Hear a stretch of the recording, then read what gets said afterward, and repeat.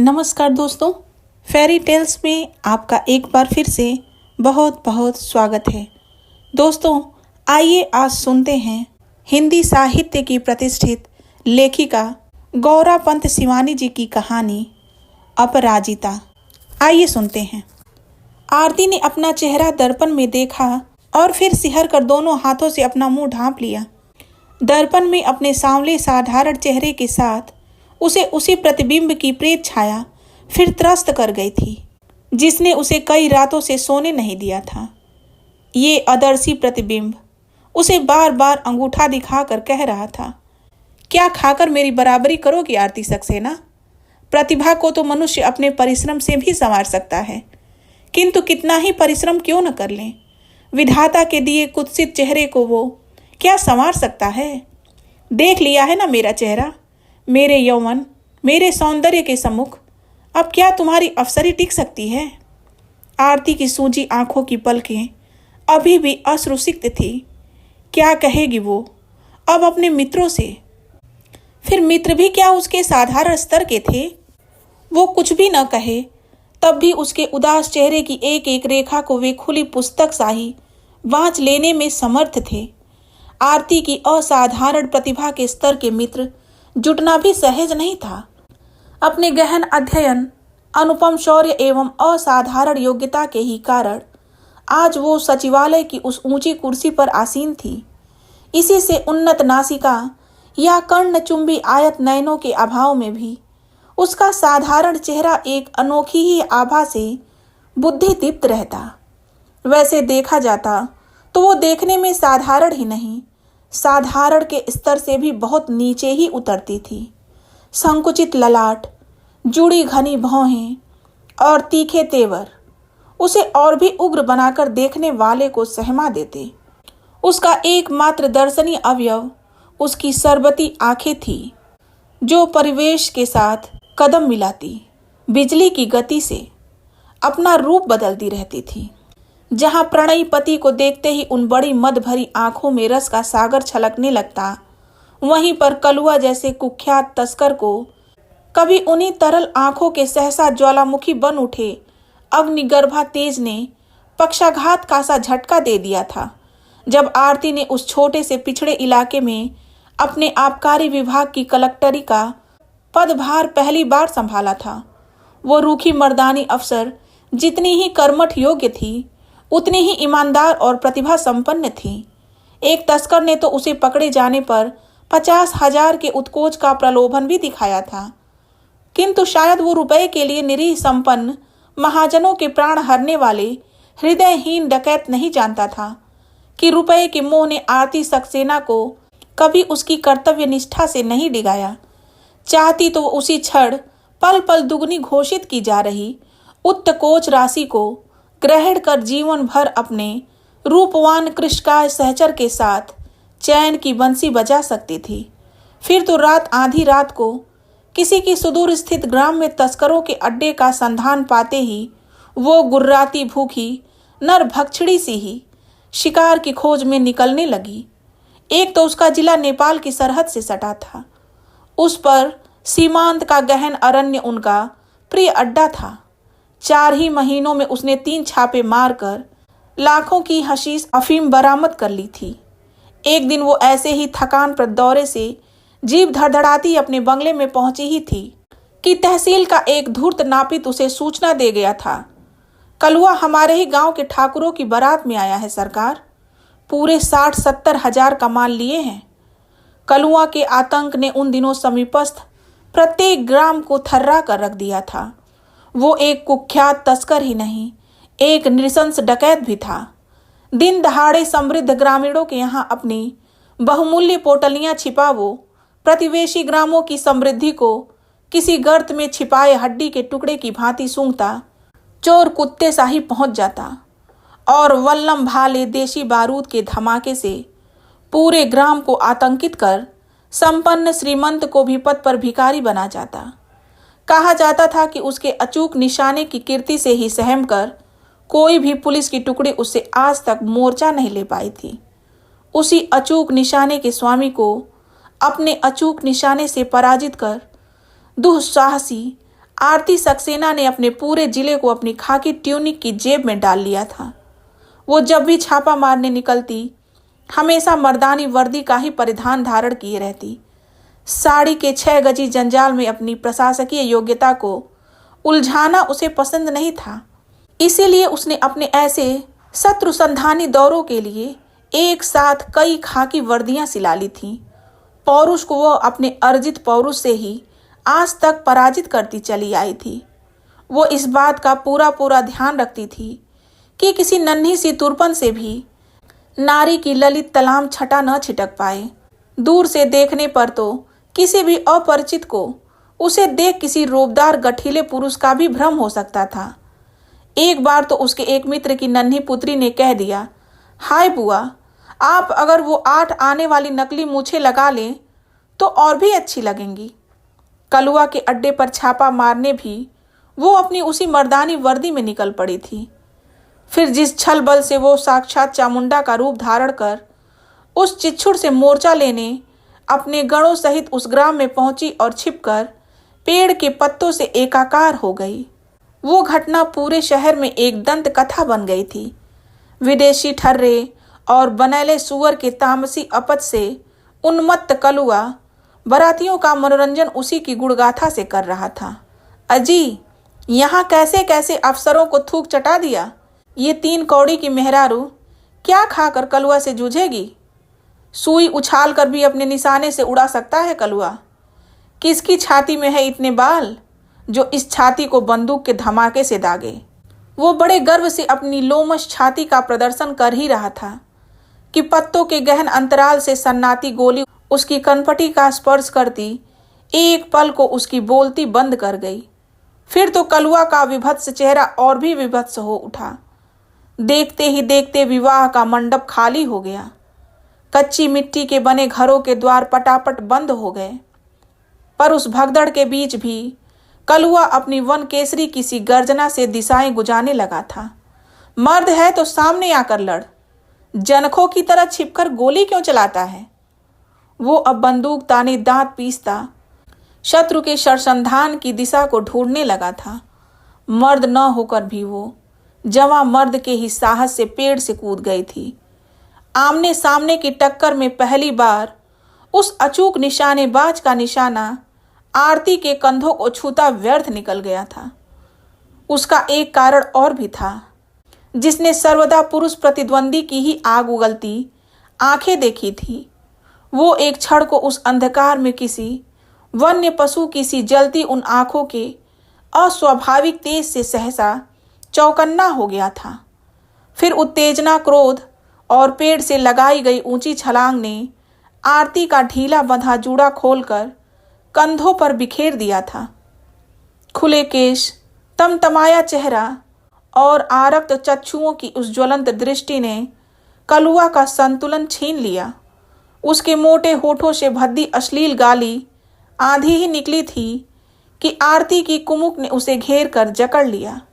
आरती को प्रशस्ति तो प्रचुर मिली ही थी, साथ ही उसके अनुपम शौर्य प्रदर्शन ने उसे उसी दिन से पुरुष सहकर्मियों की बिरादरी में बिना किसी रोक टोक के प्रवेश की अनुमति दे दी थी।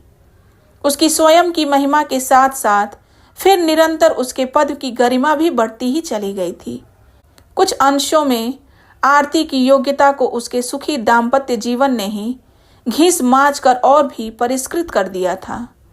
उसके निकटतम मित्रों को भी कभी कभी आश्चर्य होता कि एकदम ही अनमोल जोड़ी होने पर भी दोनों में स्वाभाविक खटपट तो दूर, सामान्य सी बहस भी कभी नहीं होती थी। लगता था दोनों ने ही बड़ी समझदारी से कुछ ऐसा समझौता कर लिया था कि उनके जीवन में एक दर्शनीय मशीनी तत्परता आ गई थी। दिन भर दोनों समांतर रेखाओं से विलग रहते और संध्या होते ही वे 2 रेखाएं एक दूसरे का अस्तित्व मिटा एकाकार हो जाती। न दोनों के स्वभाव में कोई साम्य था, न चेहरे मोहरे और शरीर की बनावट में ही। आरती हष्टपुष्ट ऊंची महिला थी।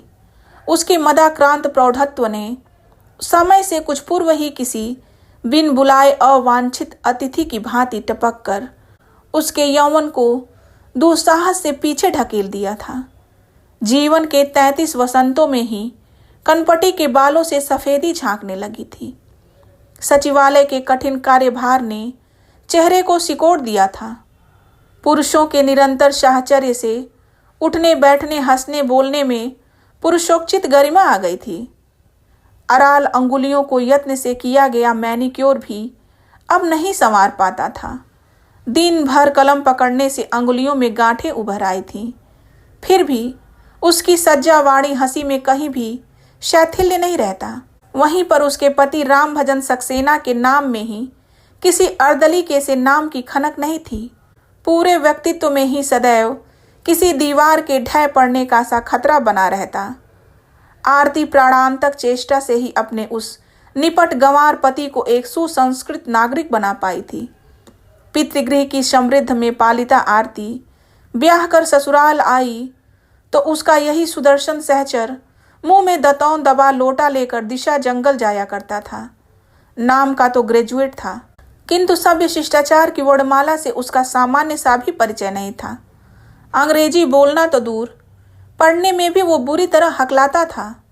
उसी देहाती भजन का कायाकल्प कर दिया था आरती ने। शरीर अभी भी कृश था, किंतु उसकी वही कृशता उसके सुकुमार चेहरे को और भी कमनीय बना देती थी। वो ऐसा चेहरा था जिसे कभी पारसी थिएटर कंपनियां सजा धजाकर नारी रूप में अवतरित कर लाखों दर्शकों के हृदय विजित किया करती थी। आरती के लिए वो भोला पति एक मोहक शिशु सा ही था, जिसे तरह तरह के उपहारों से लाद कर भी उसे कभी पूर्ण संतोष नहीं होता था। और वो भी पत्नी प्रदत्त प्रत्येक अलभ्य दामी उपहार के हाथ में आते ही अबोध शिशु सा ही किलक उठता था। कहीं भी कोई अच्छा कपड़ा देखती, आरती चट से भजन के लिए खरीद लेती। चाहे की न जाने किन किन सकरी गलियों में घूम वो उसके लिए चिकन के जालीदार कुर्ते बनवाती, कहीं से कारचोबी के नागरा बनवा लाती और कहीं से कोल्हापुरी चप्पलें। पत्नी की कलात्मक सुरुचि बेजोड़ थी और उसी का संस्पर्श उसकी मोम की डली से पति को भी लग गया था। कॉन्वेंट शिक्षिता आरती की त्रुटिहीन उच्चारण ही भजन की जिह्वा पर नहीं उतरा। उसके अदब कायदे नम्रता शिष्टाचार की छाया भी उसे निरंतर अपने आरक्षण में घेरे साथ साथ चलने लगी थी। आरती की दृष्टि में उसके पति का सबसे बड़ा आकर्षण था नारी मात्र के प्रति उसकी उदासीनता। उसकी मित्र पत्नियां मिलने वालियों में एक से एक आकर्षक मुखरा चपला उर्वशियां थीं, किंतु मजाल थी कि कभी भजन उनसे हंसी चुहल तो कर ले। नारी रूप की प्रेरणा शक्ति उसके भोले महादेव का कभी स्पर्श भी नहीं कर पाती थी। उसका संसार, उसका प्रणय निवेदन केवल अपनी रूपदार पत्नी तक ही सीमित था। वही उसकी एकमात्र उपास्य थी और वो उसका एकमात्र उपासक। जब तक सास जीवित रही, आरती की त्रुटिहीन सेवा के बावजूद उससे असंतुष्ट ही रही। हम तो उसी दिन जान गई थी जब बचुआ उन्हें ब्याह के लाए थे। अजी कुछ जनानी लकार हो तो गोद भी भरे। वैसे बचुआ उसे अपने मन से ब्याह कर नहीं लाए थे। उनके दूरदर्शी पिता ने ही उन्हें वो उपहार भेंट किया था।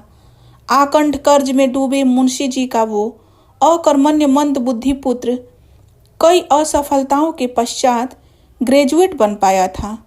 फिर पिता के ही एक मित्र ने उसके लिए वनस्पति घी फैक्ट्री में एक छोटी मोटी नौकरी भी ढूंढ दी थी। जब कर्जदारों ने मुंशी जी के द्वार खटखटाकर कुंडी का लगभग उन्मूलन ही कर दिया था और गिरवी पड़े मकान की कुर्सी का भय उन्हें बुरी तरह त्रस्त कर रहा था, तभी ये रिश्ता आया था। पहले तो वो चौंके, फिर उनका विवेक जागृत हो गया। रिश्ता उन्हें मंजूर था, पर तगड़े तिलक के अतिरिक्त अपने सुदर्शन पुत्र की अंतिम नीलामी बोली में वो चाहते थे कि समधी उनका पूरा कर्ज उतार बंधक पड़ा पुश्तैनी मकान भी छुड़ा दें। आरती के पिता अवकाश प्राप्त जिलाधीश थे, किंतु अवकाश प्राप्ति पूर्व नौकरी ने उन्हें जिन जिन जिलों का सम्राट बनाया, वहाँ से उन्होंने महमूद गजनवी की सी ही हृदयहीनता से लूटपाट कर यथेष्ट समृद्धि बटोरी थी। फिर आरती उनकी एकमात्र संतान थी। ये विधाता का सरासर अन्याय था कि पुत्री के चेहरे को वो सामान्य सा लावण्य भी नहीं प्रदान कर सके, नहीं तो आज पढ़ी लिखी पुत्री को उन्हें ऐसे ब्याहना पड़ता। सुदर्शन जमाता के कमनीय चेहरे पर रीझकर ही उन्होंने ये रिश्ता भेजा था। बुढ़ा डायबिटिक था और बुढ़िया को दिल का पुराना रोग था। आखिर सास ससुर कितने दिन जिएंगे? ईश्वर ने चाहा तो कुछ ही दिनों में बेटी का मैदान साफ हो जाएगा और वे भजन को गृह जमाता बना अपने गृह का स्थायी सदस्य बना लेंगे। किंतु जब उनकी काल्पनिक योजना साकार हुई तो उनके भजन को स्थायी सदस्य बनाने के सपने मिट्टी में मिल गए। माता पिता को एक साथ ही ट्रेन दुर्घटना में खोकर आरती विक्षिप्त सी हो गई थी, किंतु कठिन से कठिन परिस्थितियों में भी उसने आज तक कभी हार नहीं मानी थी। ससुराल का बेढंगा मकान बेच उसने पिता की कोठी को किराए पर उठा दिया। फिर पति की नाम मात्र की नौकरी छुड़वा उसे साथ लेकर वो अपनी नौकरी संभालने चल दी। भजन का वास्तविक कायाकल्प उसके इसी निरंकुश राज्यकाल से आरंभ हुआ था। उसकी अप्रतिम खिसियाई हंसी को बरबस धारण कराए गए मौन व्रत ने मिटा दिया। अकारण ही गुनगुनाहट और बीच बीच में कंधे उचकाने के बद अभ्यास को भी रोबदार पत्नी की कनखियों की मार ने सदा के लिए मुक्ति दिला दी। यही नहीं, रात रात पढ़ाकर आरती ने उसे न जाने कब एमए की परीक्षा भी ठेल ठाल कर उत्तीर्ण करा दी। फिर तो अपनी मित्र मंडली में वो अपने पति का परिचय पठन पाठन प्रेमी विद्वान के रूप में देने लगी। इन्हें क्या कभी अपनी रिसर्च से फुर्सत मिलती है? जब देखो तब मोटी मोटी किताबें लिए किसी कोने में बैठे रहते हैं। वास्तविकता एकदम उसके कथन के विपरीत होती। बेचारा भजन कोने में स्वेच्छा से नहीं बैठता था, उसे बैठा दिया जाता था, जिससे आरती की बौद्धिक गोष्ठी के बीच वो कहीं अपना कोई सस्ता सा चुटकुला न सुना बैठे। एक दो बार वो आरती को उसके मित्रों के सम्मुख ऐसे चुटकुले सुनाकर बुरी तरह अपदस्थ कर चुका था। आरती एक लोकप्रिय वरिष्ठ अफसर थी।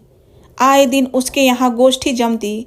उसकी मौलिक परिहास प्रियता, आनंदी स्वभाव, उदार मेजबानी उसकी गोष्ठियों को और भी मधुर बना देती। उसके दिए गए सहबोजों की शहर में विशेष ख्याति थी। जब भी उसके यहाँ पार्टी होती वो रुपया पानी की भांति बहा देती। भजन ऐसे अवसरों पर अपनी पूरी सामर्थ्य से जुट जाता। न जाने किन किन मंडियों में घूम घूम कर पसेरियों में सब्जी खरीदता। फिर स्वस्थ बकरे की एक एक रान की जांच परख कर बोटियां कटवाता। यहाँ तक कि मसाला पीसने में भी उसे नौकर पर विश्वास नहीं होता। आरती दफ्तर से लौटती तो देखती कच्छा बनियान पहने वो सिलबट्टे से जूझता, पसीना पसीना हो रहा है। भजन, दिस इज टू मच। तुम इन हरामखोर पड़ोसियों को नहीं जानते, कहीं जान गए तो मेरी ही बदनामी करेंगे। वो कहती, किसे क्या पता कि हमने मसाले पीसे हैं। वो बड़े भोलेपन से हंसकर फिर मसाला पीसने लगता। बहादुर ने तो देख लिया है, घर का भेदी। हर नौकर विभीषण होता है भजन। किसी ने कभी फुसलाया तो चट से उगल आएगा कि मेम साहब से मसाले भी पिसवाती हैं। कभी कभी आरती रुआसी हो जाती, पर भजन को किसी के कहने सुनने की चिंता नहीं रहती। जब आरती ड्राइंग रूम की ओर अपनी सज्जा में व्यस्त रहती, वो रायते के लिए दही मथ रहा होता। घर का नेपाली नौकर बहादुर ही उसका एकमात्र मित्र था। उसे भी ये मसाला पीसने वाला मेम साहब के ब्लाउज पेटीकोट में इस्त्री करने वाला साहब बहुत पसंद था। न उसे कभी डांटता न डपटता। आरती को कभी कभी मीटिंग से लौटने में बड़ी देर हो जाती तो देखती स्वामी और भृत्य दोनों परमानंद से रेडियो लगाकर फिल्मी गाने सुन रहे हैं। कितनी भाग्यवान हो तुम आरती, उसकी मित्र सीमा चक्रवर्ती कहती थी। तुम्हारे पति की जगह कहीं मेरा हरेंद्र होता तो ऐसी दावत के बाद मेरी खैर नहीं रहती।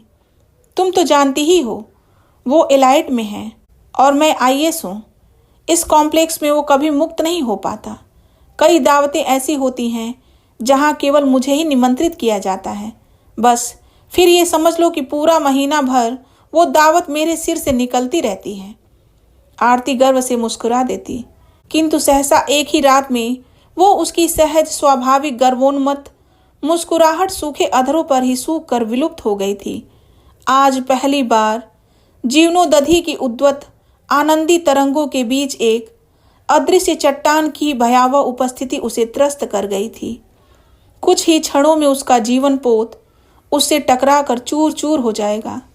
दिन भर की क्लांति के पश्चात कभी कभी जब भजन अपने लजीले प्रणय निवेदन के साथ डरते डरते उसे बाहों में खींचने की चेष्टा करता तो वह इस बुरी तरह से डपट देती कि बेचारा सहम कर पत्थर बन जाता।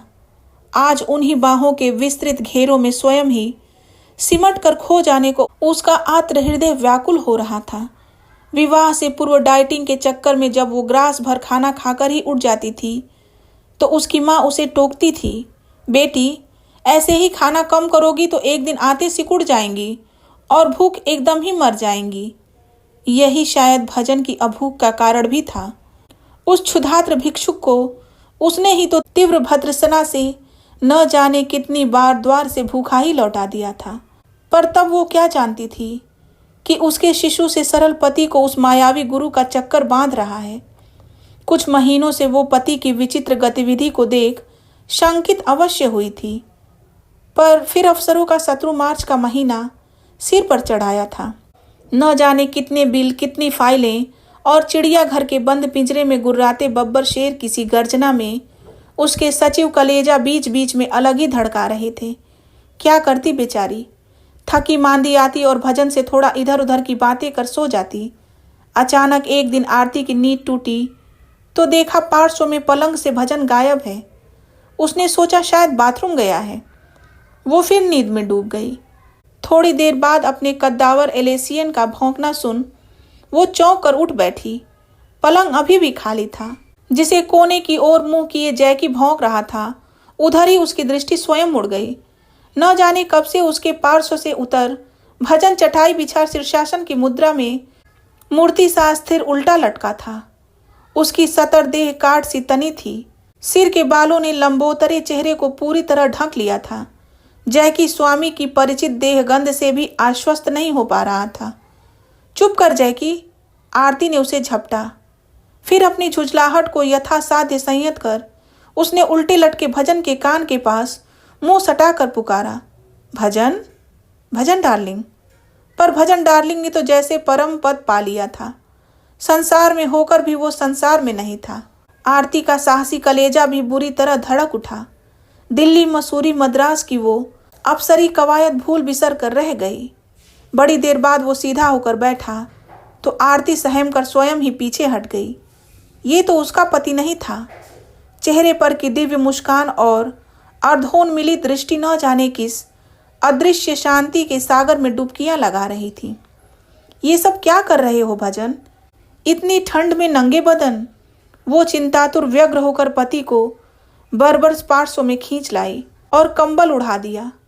You have a very weak chest भजन, याद नहीं पिछली बार इन्हीं दिनों तुम्हें ब्रांको न्यूमोनिया हो गया था।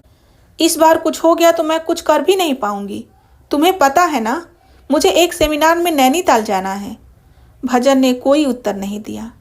बड़ी देर तक पति का हाथ मुट्ठी में कसकर दाबे दाबे ही आरती फिर गहरी नींद में डूब गई। जब उठी तो उसका पार्श्व पर्यंक फिर सूना था। उसने ड्रेसिंग गाउन डाला, सब कमरे देखे, बाथरूम देखा, फिर बहादुर की पेशी की। क्यों बहादुर साहब कहीं गए हैं क्या? उस एक प्रश्न को पूछने में उस आत्मसम्मानी प्रखर नारी की कितनी ही सूखी सिसकियां कंठ प्राचीर से टकरा टकरा कर उसका कलेजा निचोड़ गई थी। उसका पति आज तक उससे बिना पूछे कभी बाथरूम तक नहीं गया था। ये हरामखोर बहादुर भी जानता था। फिर उसी से आज पति के पलायन की कैफियत मांगने में वो धरती में धंस गई थी। जी साहब तो आजकल रोज दोपहर में गुरुजी के पास जाता है, आज जल्दी चला गया। उसका चपटा चेहरा स्वामी की कीर्ति से उद्भासित हो और भी चपटा लगने लगा था। गुरुजी? कौन गुरुजी? नागा बाबा हैं हजूर, तन पर बस्तर नहीं। साहब हमको भी एक दिन ले गया था, कहता था बहादुर हम भजनानंद बन गया तो तुमको भी साथ ले जाएगा।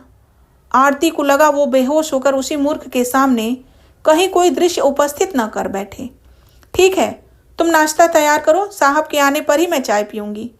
और न जाने कब तक वो अवश्य कुर्सी में ही बैठी रही थी, जिसे उसने किसी जंगली भेड़िए की मात से छुड़ाए बुल्फ बॉय की ही भांति अपने बुद्धि नैपुण्य से सुसंस्कृत समाज का सम्मानित सदस्य बना लिया था।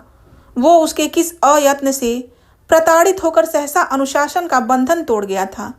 जब वो लौटा तो उसके नग्न तन पर देहाती लाल अंगोछे का हर्ष परिधान देख आरती का चेहरा तमतमा उठा।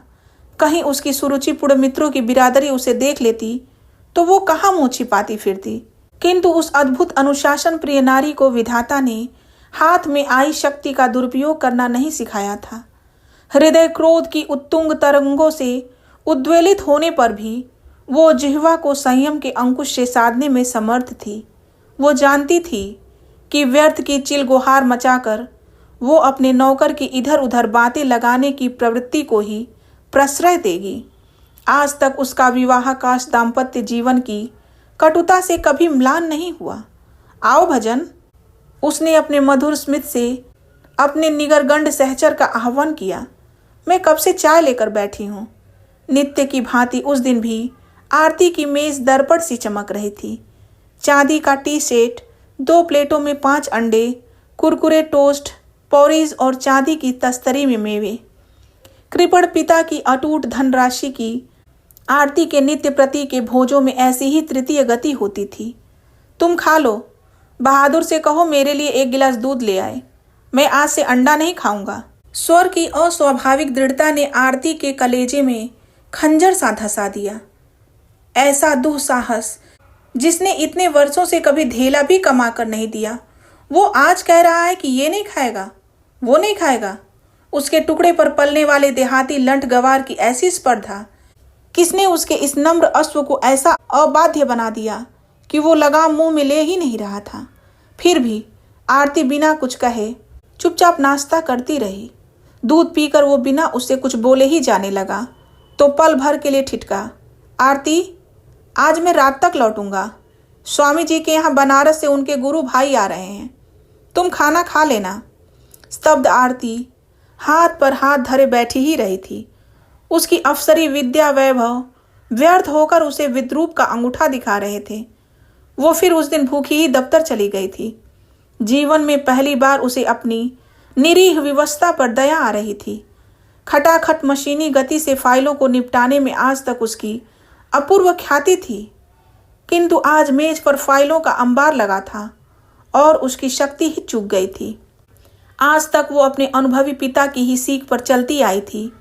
बेटी फाइलों को हमेशा घोड़े समझकर ही खटाखट दौड़ाती रहना। बहुत दिनों तक अस्तबल में बंधा घोड़ा खुलने पर कभी कभी मालिक को भी गिरा देता है, पर आज उसकी कलम अचल होकर बार बार बिदक रही थी। क्या वो स्वयं अपने इस दुर्भाग्य के लिए उत्तरदायिनी नहीं थी? अफसरी की अकड़ में तनी वो भूल गई थी कि वो एक पत्नी भी है। एक म्यान की 2 तलवारें ही आज परस्पर टकरा गई थीं। इसमें कोई संदेह नहीं कि वो एक कुशल अफसर की ख्याति का सर्वोच्च सम्मान पा चुकी थी। कैसे कैसे खूंखार नर व्याघ्र से सचिवों से उसने आज तक डटकर ही मोर्चा लिया था। विधानसभा के प्रश्न हो या शासन संबंधी कोई नया सुझाव, बिना उसकी सम्मति के आज तक उसके किसी भी सचिव ने कोई महत्वपूर्ण निर्णय नहीं लिया था। हाथ में कलम थामते ही उसका कुत्सित चेहरा एक अनोखी आभा से उद्भासित हो उठता। उलझी से उलझी फाइल के झाड़ झंखाड़ को भी वो कलम से ऐसे उखाड़ कर सुलझा देती कि लगता कोई अनुभव कुशल माली जंगल बनी बंजर भूमि को खुरपी से गोड़ गाड़ सुघड़ बना गया है। वास्तव में उस नारी की सृष्टि विधाता ने दफ्तर की कुर्सी के लिए ही की थी। उसकी गोदी के लिए यदि शिशु किलकता भी तो वो किलक कभी स्वाभाविक नहीं लग सकती थी। दिन भर की थकी मादी घर लौटती तो भजन उसका हंसकर स्वागत करने द्वार पर खड़ा रहता। संध्या होते ही वो उसे बगल में बिठाकर अपनी मित्र मंडली से मिलने पहुंच जाती। वहां कभी कभी भजन के निरीह पौरुष को लेकर उसके मित्र परिहास की चुटकियां भी लेते, किंतु स्वयं आरती के शब्दों में उसका बौद्धिक पति उनके तुच्छ हास परिहास में कभी भाग नहीं ले सकता था। इसी से बेचारे के हाथ में जबरदस्ती किसी जटिल पुस्तक का गरिष्ठ चिखौना ठोस उसे अलग बिठा दिया जाता। आज अपने उसी निरीह पति की अनुशासनहीनता उसे डंक देने लगी थी। फिर उसके नाजुक चेहरे भोली हंसी से भी अधिक आकर्षक थी। उसकी निस्वार्थ सेवा भावना, पूरी गृहस्थी का भार स्वेच्छा से ढोने के दास्य भाव की वो इतनी आदी हो चुकी थी कि उसके बिना उसके जीवन का एक एक पल व्यर्थ हो उठा था। एक दिन जब वो दफ्तर से लौटी तो भजन घर पर नहीं था। संकोचवश वो बहादुर से कुछ नहीं पूछ पाई, पर जब रात तक भी वो न लौटा तब वो शंकित होने लगी। बहादुर से कुछ पूछती भी कैसे? ये उसके लिए कितनी लज्जा की बात होगी कि घर के नौकर से वो ये पूछे कि साहब कहाँ गए हैं। और कोई साहब होता तो शायद पत्नी को पूछने में संकोच नहीं होता, किंतु बहादुर तो जानता था कि उसके साहब की दिनचर्या की एक एक पल घटिका भी मेम साहब के आंचल की गांठ में अब तक बंधी रही है। वो उदास बैठी चाय पी रही थी कि सिर झुकाए बहादुर स्वयं ही आकर उसके सामने खड़ा हो गया। मेम साहब, उसने कांपते कंठ से उसे संबोधित कर फिर अपना सिर झुका लिया। क्या बात है? स्वर में अभी भी अनुशासन की कड़क थी। साहब चला गया मेम साहब, अब कभी नहीं आएगा। क्या? उत्तेजित होकर आरती कुर्सी से उठ गई थी। हाँ मेम साहब, साहब को गुरुजी ने दीक्षा दे दिया है। आज हमसे बोला बहादुर अब हम जा रहा है, कभी नहीं लौटेगा। भजन के इस दुस्साहसी पलायन ने आरती की चेतना ही हर ली थी। न जाने कब तक वो मूर्ति सी अड़िग उसी कुर्सी पर बैठी रही थी। मेम साहब, बहादुर के सहमे स्वर ने उसे एक बार फिर चौंका दिया। क्या है बहादुर? उसने अपने उद्वेलित हृदय की उमड़ती तरंगों को अपने संयत कठोर स्वर से दबा दिया। मेम साहब, घर से तार आया है, माँ बहुत बीमार है, आज की गाड़ी से ही जाना होगा। ठीक है, तुम जा सकते हो। बहादुर आश्चर्य से अपनी उस सन की मालकिन को देखता ही रह गया था। पहले क्या कभी उसने एक दिन की भी छुट्टी ऐसी दे दी थी? छुट्टी का नाम लेते ही वो भड़क उठती थी, किंतु आज वो बहादुर की छुट्टी के समाचार से प्रसन्न हुई थी। वही तो भजन के पलायन का एकमात्र साक्षी था। वो चला गया तो अपने दुर्भाग्य प्रकरण को अपने तक ही सीमित रख सकती थी। भाड़ में जाए भजन। गोबर का कीड़ा गोबर में सड़ सड़ कर मरना चाहे तो दोष उसका नहीं था। अपने एकांत को उसे अब अपनी बहुचर्चित गरिमा के साथ ही स्वीकार करना होगा। बहादुर को घर भेज वो दफ्तर चली गई। जब लौटी तब सूना घर उसे एक बार फिर काट खाने को दौड़ा। नहीं, ऐसे हथियार डालकर काम नहीं चलेगा। उसे एक और अवसर अपने उस मूर्ख अकर्मण्य पति को देना ही होगा। डूबती मुंडी को बाल पकड़कर एक बार खींच कर देखेगी, और फिर भी यदि वो डूबना चाहे तो डूबे। सारी रात वो बेचैन करवटें बदलती रही। फिर पाँव फटने से पहले ही वो नहा धोकर तैयार हो गई। पति के निठल्ले गुरु का पता लगाने में उसे कोई कठिनाई नहीं हो सकती थी। शहर से दूर जिस अरण्य में उस रमते जोगी का आश्रम था, उसका पूरा नक्शा वो बहादुर से पूछ पाछ कर अपनी डायरी में उतार चुकी थी। पड़ोस के फ्लैटों की पूरी कतार जब गहरी नींद में डूबी थी, आरती सक्सेना अपने फ्लैट में ताला लगा कार निकाल कर अकेले ही अपने मूर्ख पति को ढूंढने निकल पड़ी। किंतु दुर्भाग्य उसके साथ शायद कदम से कदम मिलाकर चल रहा था। लोहे लक्कड़ से भरे एक ट्रक की टक्कर के पश्चात उसे चालक की भद्दी गाली और उड़ती जटिल दाढ़ी की ही झलक दिखी। फिर ललाट से बहती अपनी ही रक्त धारा को देख वो चीख मारकर बेहोश हो गई थी। जब होश आया तो वो अस्पताल में थी। उसके असंख्य मित्रों की चिंतातुर दृष्टि उसे सहसा फिर दुर्बल बना गई।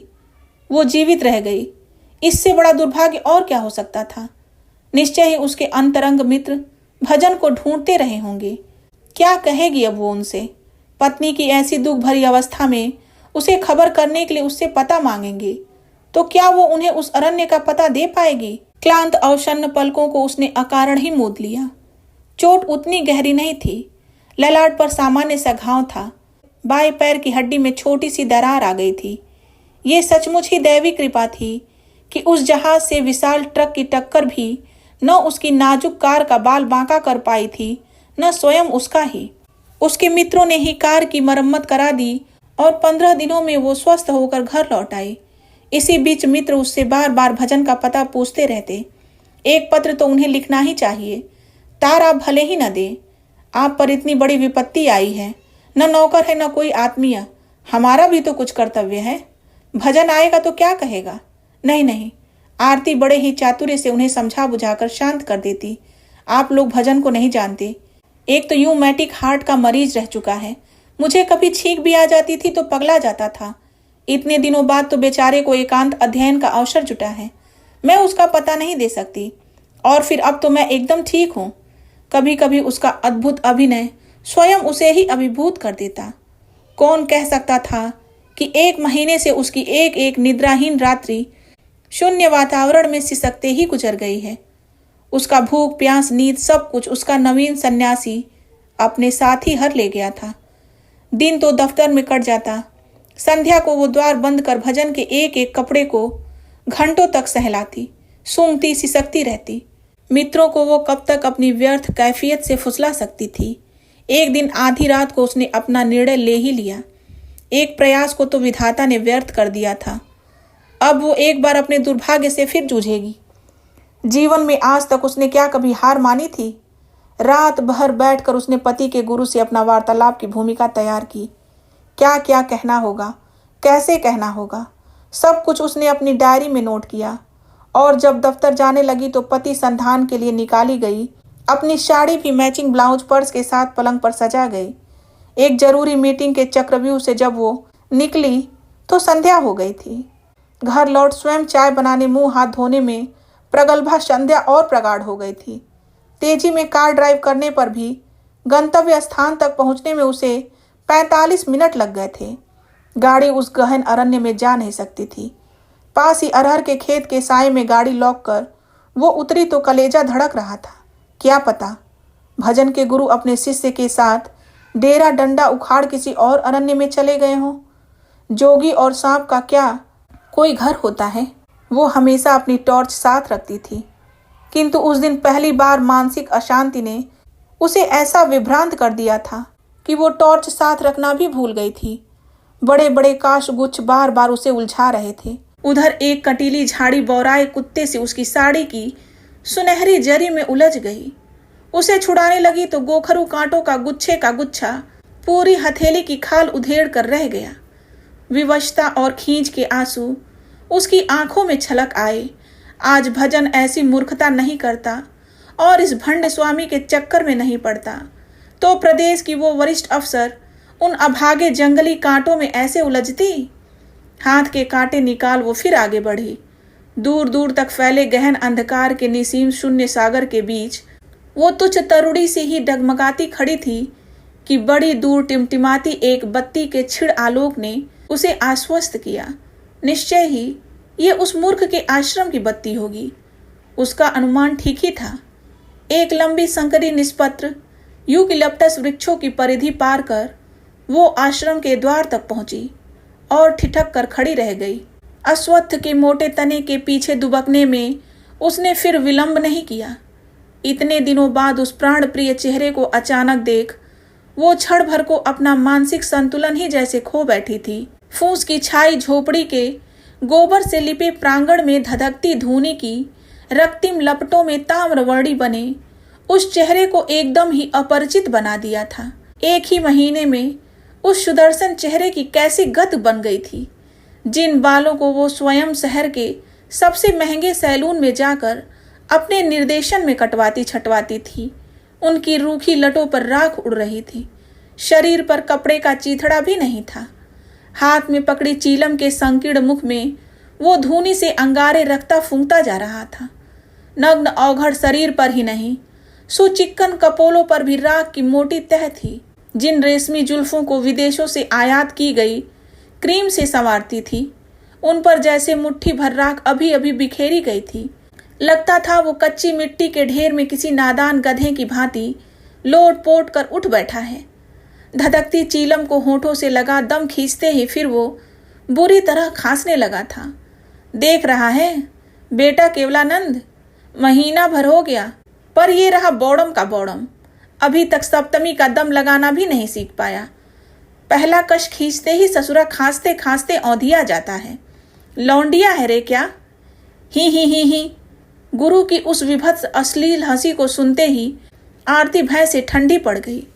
बाप रे बाप, जैसी भयंकर हंसी थी वैसा ही भयानक चेहरा भी था। नग्न दिगंबर, सारे बदन में राख का प्रलेप, ऊंची उठी उलझी जटाओं के उत्तुंग उभार को फिर गुरु ने बम बम कर खोल लंबी लटों की यवनिका अपने नग्न स्कंधों पर बिखेर दी। भजन के हाथ से चीलम छीन वो फिर अपनी लाल अंगारे सी आंखें ललाट पर चढ़ा जोर जोर से कश खींचने लगा। ले रे भजनंद, ऐसे कस खींच, समझा?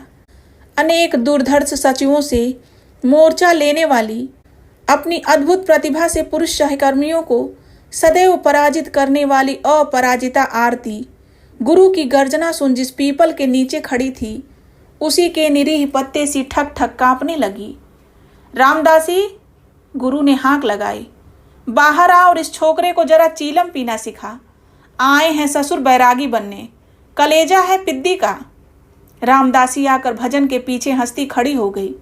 गेरुआ ऊंची बंधी धोती का फेटा उसके सुडौल वक्षस्थल का महा औदार्य से प्रदर्शन करता उसकी भव्य ग्रीवा से लिपटा था। वन्य मृगी के से चपल आयत नयनों से परिहास की असंख्य किरणें फूट रही थीं।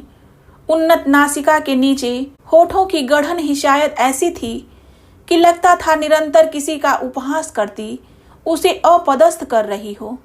नाम मात्र को धारण किए गए संक्षिप्त परिधान के लिए उस श्यामल चेहरे पर किसी भी प्रकार का अप्रतिभ भाव नहीं था।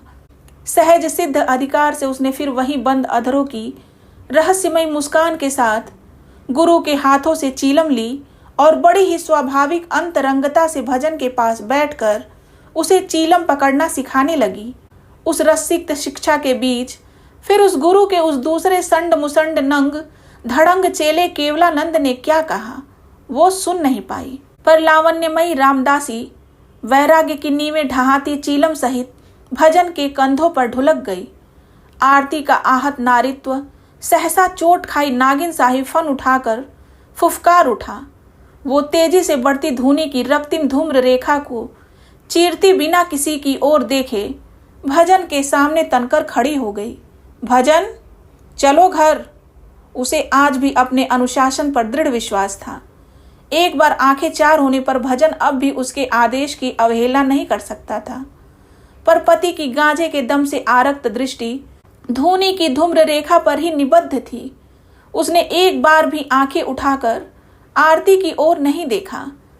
चीलम एक जलती लकड़ी से टिका वो एक लंबे चिमटे से आग को अकारण ही ऐसे उभारने लगा जैसे पास खड़ी जीवन सहचरी को उसने देखा ही न हो। भजन, घर चलो। इस बार के अस्फुट आर्त स्वर में केवल समर्पण था, अनुशासन नहीं। भजन का कंठ स्वर भी गांजे के दम ने बदल दिया था। उसमें अब कोमलता नहीं, तीव्र षड्ज की तीखी खनक थी। मेरा कोई घर नहीं। हा हा हा हा। आरती का चेहरा सफेद पड़ गया था। क्या कहते हो भजन, तुम्हारा कोई घर नहीं? इस बार शोकाकुला आरती की आंखों से अविरल अश्रुधारा बहने लगी। उसे अपनी विवशता इतनी असह्य कभी नहीं लगी थी। पहली बार उसे लगा कि उसके बाह्य आवरण के बीच उसकी ऊंची नौकरी, उसकी प्रतिभा, उसकी ख्याति के बीच केवल पत्नी भाव की ही धारा निरंतर बहती रही।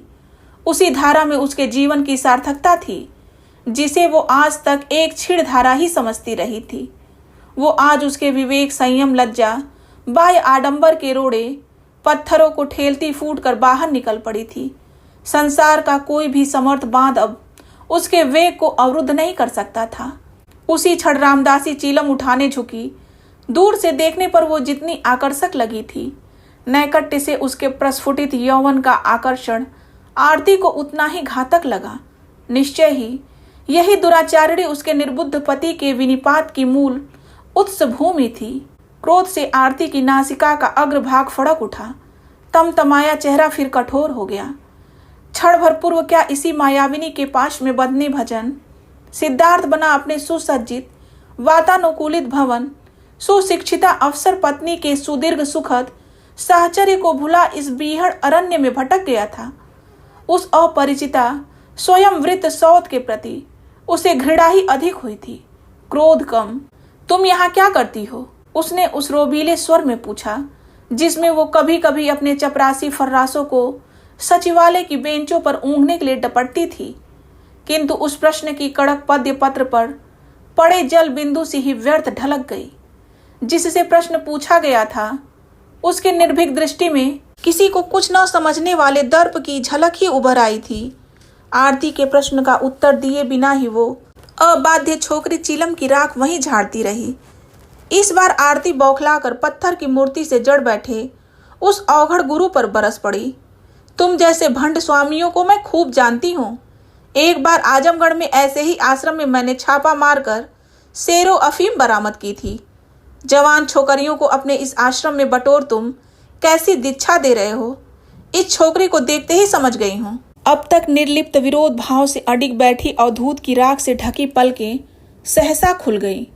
दहकते अंगारे से दृष्टि में यदि जलाने की शक्ति होती तो आरती सक्सेना उसी क्षण भस्म होकर राख हो जाती। माई, क्रोधी गुरु की आंखें ललाट पर चढ़ गईं। लंबा चिमटा उसने जोर जोर से जमीन पर ऐसे पटका जैसे क्रुद्ध अविवेकी भीड़ को डराने कोई पुलिस अधिकारी हवा में गोली चला रहा हो। जानती है तू किससे बातें कर रही है? हाँ हाँ जानती हूँ। उत्तेजित आरती बुरी तरह हांफने लगी थी। एक ऐसे धूर्त चोट्टे से जो लोगों की सुखी गृहस्थी उजाड़ योग में नहीं भोग में लिप्त है। निकल जा यहां से। भजन का गुरु अब अपनी पूरी विभत्स नग्नता का निर्लज्ज प्रदर्शन करता चिमटे सहित खड़ा हो गया, किंतु तेजस्विनी निर्भीक आरती भी सिंहनी सी ही तनी खड़ी थी। ठीक है भजन, उसने नग्न गुरु की ओर दृष्टिपात किए बिना ही अपने पति को लक्ष्य कर अपना अंतिम अग्निवार चलाया। तुम शायद भूल गए हो कि कानून की दृष्टि में तो तुम अभी भी मेरे पति हो। तुम्हें जाना ही है तो कायदे से कानून को संतुष्ट करके ही जा सकोगे, समझे? और उस क्रिया में तुम्हारे इस ढोंगी पाखंडी गुरु और तुम्हारे इस संगिनी को किस आश्रम की हवा खानी होगी वो शायद मुझे बताना नहीं पड़ेगा। इतना कहकर वो फिर तेजी से पलट कर निकल गई थी। घर लौटते ही उसकी गर्भोक्ति उसे स्वयं ही व्यर्थ लगने लगी। कानून की शरण में जाने का अर्थ था अपने गंदे कपड़ों की मलिन पोटली सबके सामने खोलना। काश वो माँ होती तो उसके जीवन की रिक्तता आज इतनी असह्य नहीं होती। विवाहित जीवन की अनेक स्मृतियों के दंश उसे सहसा पागल बना गए। विधाता उसे ये किन पूर्वकृत पापों का दंड दे गया था। एक बात वो खूब समझ गई थी, गुरु और नवीन वैराग्य सहचरी की उपस्थिति में उसके भोले पति का प्रत्यावर्तन असंभव था। पर जैसे भी हो एक बार उसे एकांत में ही घेरना होगा। बहुत संभव था कि उसकी दी गई धमकी से त्रस्त हो गुरु महाराज रात ही रात में चेले चेलियों सहित कहीं चल दें। यही उधेड़ बुन रात के 3 बजे आरती को फिर उस अरण्य में खींच ले गई। नक्षत्र खचित व्योम के नीचे वो उसी अश्वत्थ से लिपटी व्यर्थ अभिसारिका बनी खड़ी रही। कुटिया के मुदे द्वार जब खुले तो वो एक पल को थरथरा कर वहीं बैठ गई। ओह, भजन ही था। ये अलमस्त चाल, लंबे गोरे हाथ में लोटा और मुख में दतौन। वर्षों पूर्व के देहाती हनुमान की स्मृति एक बार फिर आरती को बौरा गई। जब वो नई नई ब्याह कराई तो भजन ऐसे ही तो दिशा जंगल जाया करता था। आरती ने अपने को और भी पीछे दुबका लिया। भजन लोटा लिए उसी अलमस्त चाल से नदी की ओर बढ़ता गया। पीछे पीछे दबे पांव रखती जीवन सहचरी भी चली आ रही थी। ये उसने नहीं देखा। कार के पास पहुंचकर वो एक क्षण को ठिठक कर खड़ा रह गया। तभी आरती ने बिजली की तड़प से उसके हाथ से लोटा छीन दूर पटका और हाथ खींचकर उसे कार में बिठा हवा की गति से कार भगा दी। और ये कहानी यहीं समाप्त हो जाती है। दोस्तों, गौरा पंत शिवानी की ये कहानी अपराजिता आपको कैसी लगी कमेंट बॉक्स में ज़रूर बताएं। और हाँ, अगर आपने अभी तक चैनल को सब्सक्राइब नहीं किया है तो प्लीज़ फेरी टेल्स को सब्सक्राइब कर लीजिए ताकि नए अपडेट्स आपको मिलते रहें। मिलते हैं एक नई कहानी के साथ। तब तक अपना ध्यान रखिए, हंसते मुस्कुराते रहिए। कहानी पूरी सुनने के लिए आपका बहुत बहुत धन्यवाद।